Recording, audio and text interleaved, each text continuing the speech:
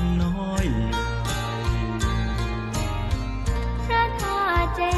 งแจ้งใสสุขใจซึ้งใจไหวพระเป็นสีเมืองละครนครเขลางรถมาลำปางนั่งพลางนึกเพลิดเพลินดีทำงา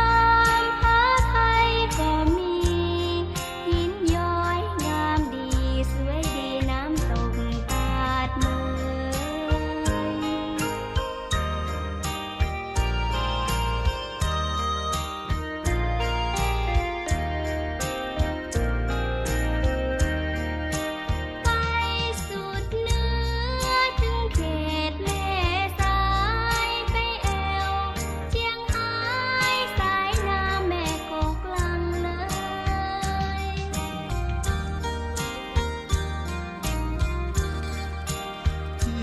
แสนแดนแคว้นเก่างามดังเก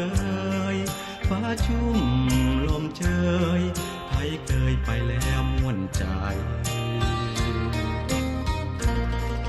พะเยาเมืองงามเหมือนเก่าแอวกว้านพะเยา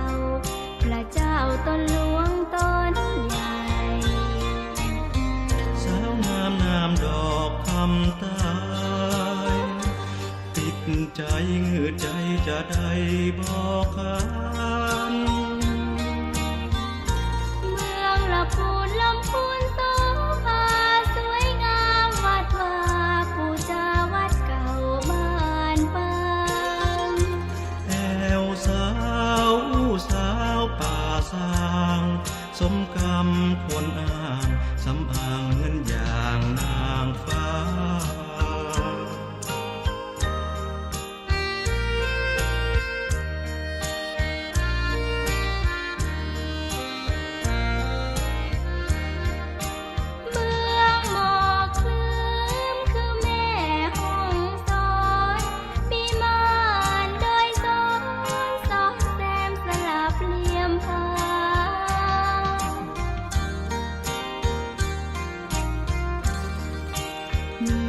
จางหลายวัดเก่าไม้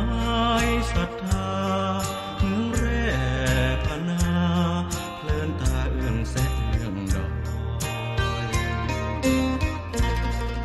เชียงใหม่เมืองงามยิ่งใหญ่เล่นน้ำปีใหม่ได้พอกระทงไหลลอยสาวงามงานแห่งานปอยฮักดอยสุเทพภูพิงเมืองเอื้องามคนงามน้ำใจ